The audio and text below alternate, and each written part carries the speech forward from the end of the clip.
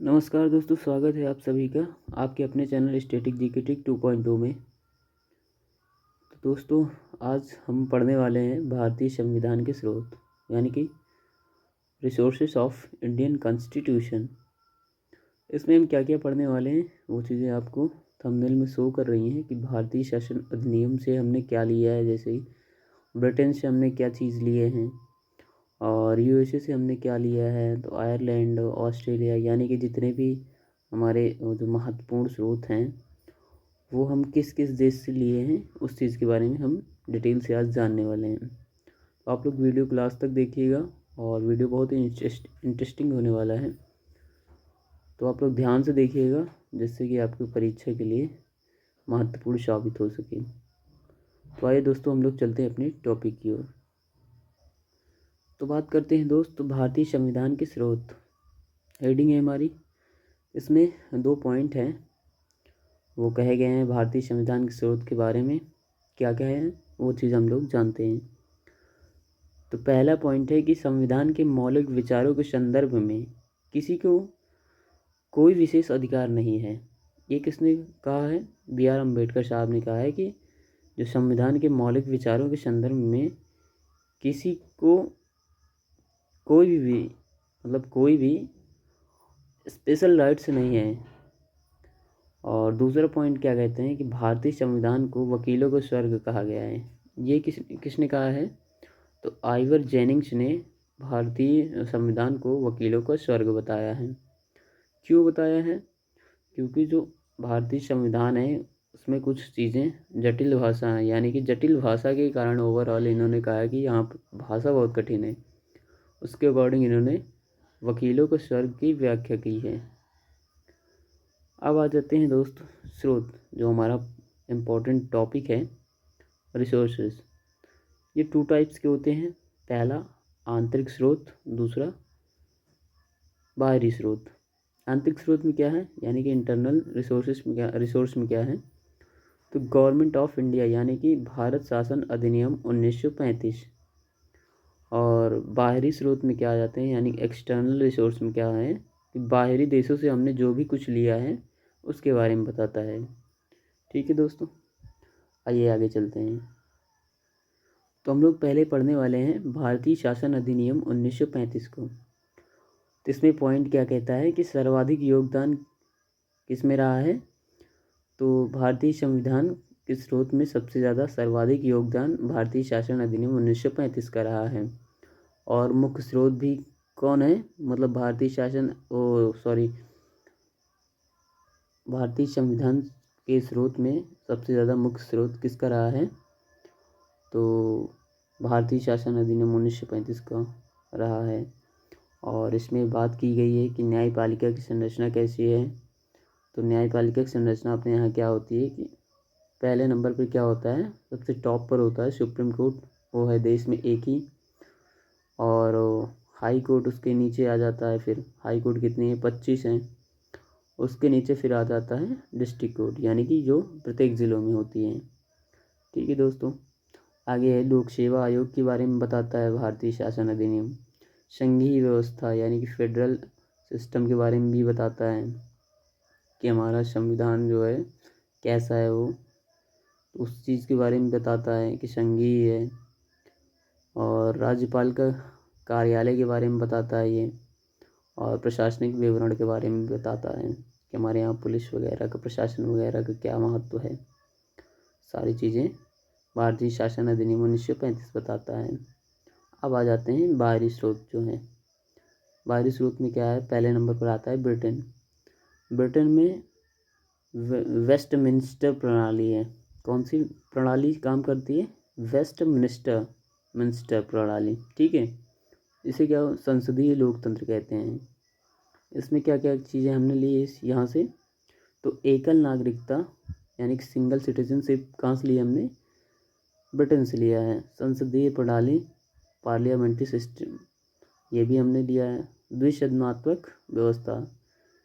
और चौथा है विधायी प्रक्रिया यानी कि लॉ मेकिंग वगैरह और विधि का शासन। और छठा है मंत्रिमंडलीय व्यवस्था।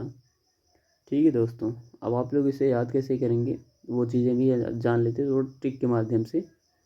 ट्रिक क्या है, ब्रिटेन्स क्या है, ब्रिटानिया, यानी कि ब्रिटानिया एक बिस्किट होता है। तो ब्रिटानिया क्या होता है कि ब्रिटानिया आता है ब्रिटेन से, ब्रिटानिया बिस्किट आता है किसके द्वारा आता है, कैब मतलब जो 6वें नंबर मंत्रिमंडल प्रणाली है, कैब इसे क्यों कहा जाता है, क्योंकि ये कैबिनेट सिस्टम है।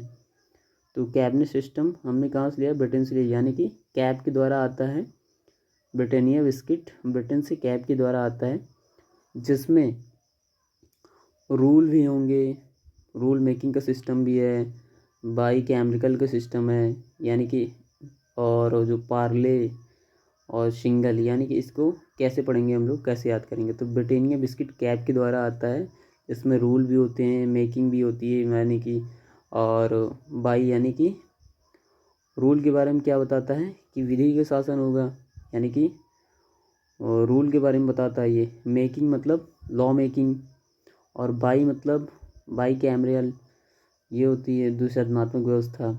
और पार्ले यानी पार्ले मतलब पार्ले से क्या हो जाएगा, पार्लियामेंट्री सिस्टम, और सिंगल्स क्या हो जाएगा, सिंगल सिटीजनशिप।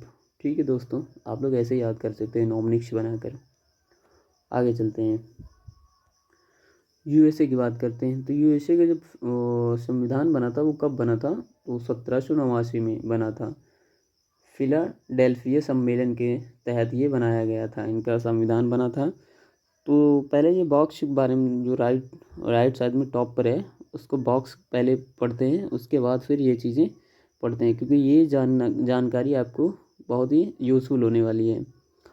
तो जब ये बना था संविधान यूएसए का, तो उस टाइम में जो यूएसए के फर्स्ट प्रेसिडेंट थे वो कौन थे, जॉर्ज वाशिंगटन थे, जिनका कार्यकाल कब कहाँ से कहाँ तक होता है, 1789 से होता है 1797 तक होता है।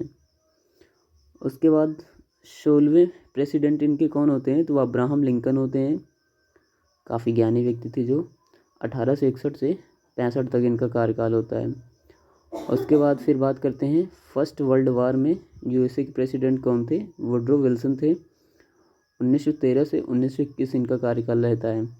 और सेकंड वर्ल्ड वार में कौन थे प्रेसिडेंट, तो वो थे फ्रैंकलिन रूजवेल्ट, जिनका कार्यकाल होता है 1933 से 1945 के बीच में। अब आ जाते हैं हमने यूएसए से लिया क्या है, उसके बारे में बात करते हैं। तो हमने लिया यूएसए से प्रस्तावना का विचार लिया है, मौलिक अधिकार लिया है, फंडामेंटल राइट्स, न्यायपालिका की स्वतंत्रता लिए हमने, न्यायिक पुनरावलोकन लिया है, और राष्ट्रपति पर महाभियोग यानी कि हटाने पर जो भी प्रक्रिया होती है उस चीज़ को हमने यहाँ पर राष्ट्रपति के महाभियोग लिया है, और supreme court and high court के न्यायाधीशों को हटाने की जो प्रक्रिया वो भी हमने यूएसए से लिया है। उपराष्ट्रपति का जो पद है, यहाँ पर उपराष्ट्र लिखा है हुआ, ये उपराष्ट्रपति होगा, तो उपराष्ट्रपति का जो पद है वो भी हमने यूएसए से लिया है। और जो लिखित संविधान है जिसमें वित्त आपातकाल के बारे में बताता है, वित्त आपातकाल भी हमने यहीं से लिया है। और जो लिखित संविधान है वो भी हमने कहाँ से लिया है, यूएसए से लिया है। अब इसे ट्रिक के माध्यम से कैसे पढ़ेंगे, देखिए यूएसए एक ऐसी कंट्री थी, एक पावरफुल कंट्री थी, जिसके पास अपने राइट्स हुआ करते थे। और राइट्स में किसके किसके पास हुआ, जैसे प्रेसिडेंट के पास होते थे, जुडिशरी के पास होते थे। तो ये सारे जो की पॉइंट है ना, जैसे पावरफुल, राइट्स, प्रेसिडेंट, जुडिशरी। अब आपको बताता हूँ कि ये चीज़ें कैसे अप्लाई होंगी इसमें ट्रिक में। तो पावरफुल से आप समझ जाइएगा कि यूएसए की बात हो रही है, क्योंकि ये एक शक्तिशाली देश था। राइट्स की बात क्या हो रही है, तो राइट्स में क्या आ जाएगा, फंडामेंटल राइट्स, यानी कि मौलिक अधिकार आ जाएंगे।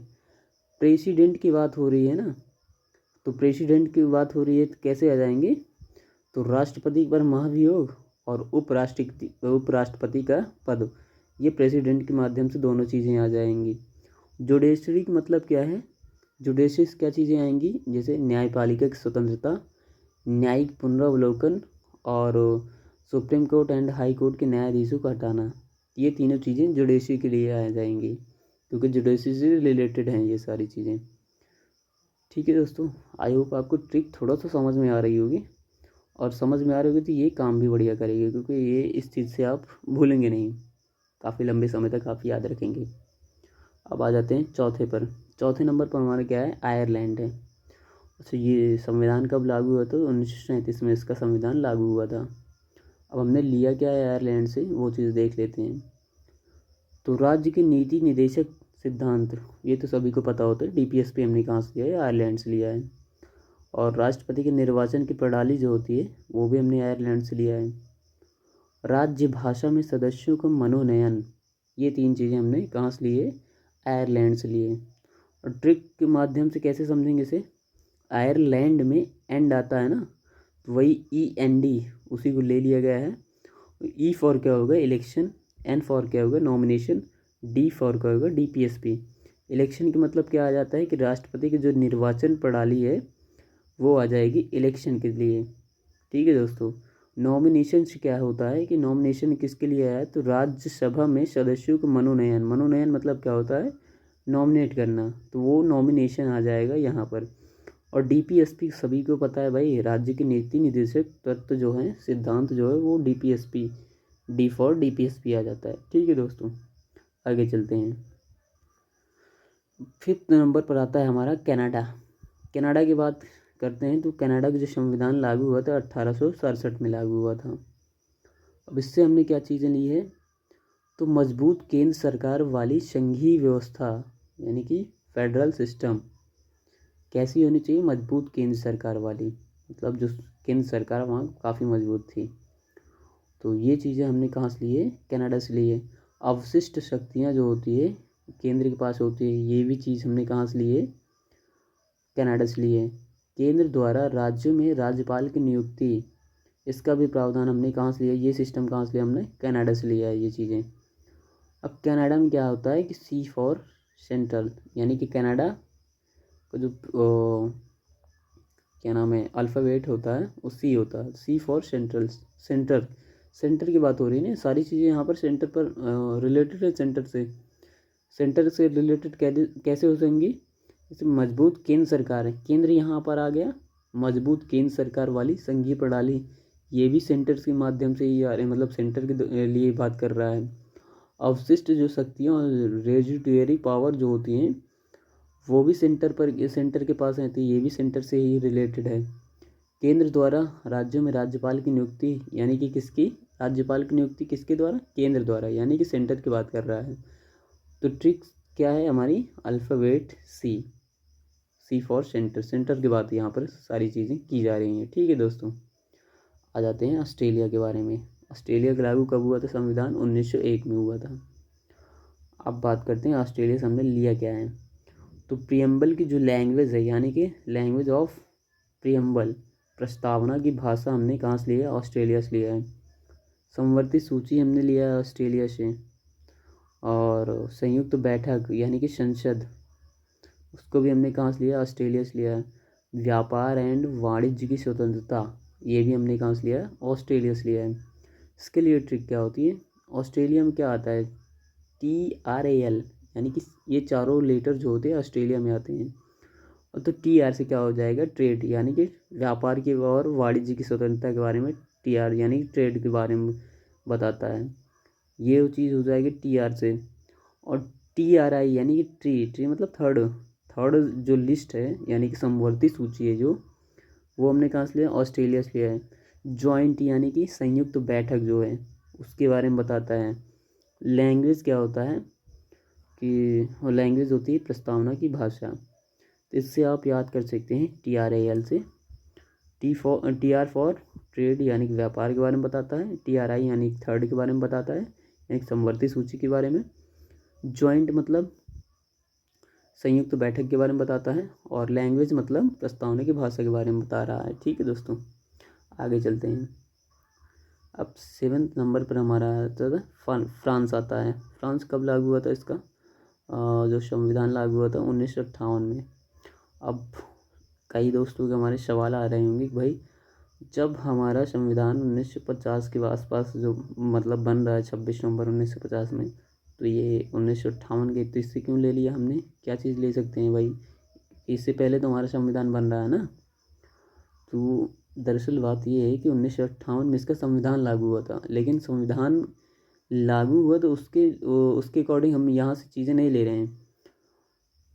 तो यहाँ से चीज़ें किस लिए उठाई जा रही हैं, इसका नाम क्यों लिया जा रहा है। फ्रांसीसी एक क्रांति हुई थी फ्रांस में, जो कि हुई थी 1789 से 1799 तक। तो उस फ्रांसीसी क्रांति के दौरान हमें ये सारे शब्द जो है हमने उससे लिए हैं। यानी कौन कौन से शब्द हैं, स्वतंत्रता, समता, बंधुत्व, गणतंत्र। ये चारों वर्ड जो हैं हमने फ्रांस से लिए हैं। और कहाँ से, फ्रांसीसी क्रांति के माध्यम से। अब आ जाते हैं 8th नंबर पर, दक्षिण अफ्रीका से हमने क्या लिया है उसके बारे में बात करते हैं। तो दक्षिण अफ्रीका से हमने दो चीज़ों लिए हैं। दो चीज़ें कौन सी है, संविधान संशोधन की प्रक्रिया जो है, यानी कि कॉन्स्टिट्यूशन अमेंडमेंट जो सिस्टम है उसका हमने वहाँ कहाँ से लिया है, दक्षिण अफ्रीका से लिया है। और राज्यसभा के सदस्यों का जो निर्वाचन होता है, कहाँ, किसका, राज्यसभा के सदस्यों का जो निर्वाचन होता है, वो चीज़ें हमने कहाँ से ली है, दक्षिण अफ्रीका से ली है। ये दोनों चीज़ें हमने दक्षिण अफ्रीका से ली है। आगे बात करते हैं जर्मनी के बारे में। जर्मनी से हमने क्या लिया है, तो आपातकाल में मौलिक अधिकारों का विलंबन, मतलब क्या होता है कि इमरजेंसी में क्या होता है कि मौलिक अधिकारों का विलंबन भी हो जाता है। तो वो चीज़ हमने कहाँ से ली है, जर्मनी से ली है। अब जर्मनी से एक चीज़ आप रिलेट कर पाएंगे कि हिटलर तानाशाह था, तो वो क्या होता था कि मौलिक अधिकारों का विलंबन कभी भी कर देता था।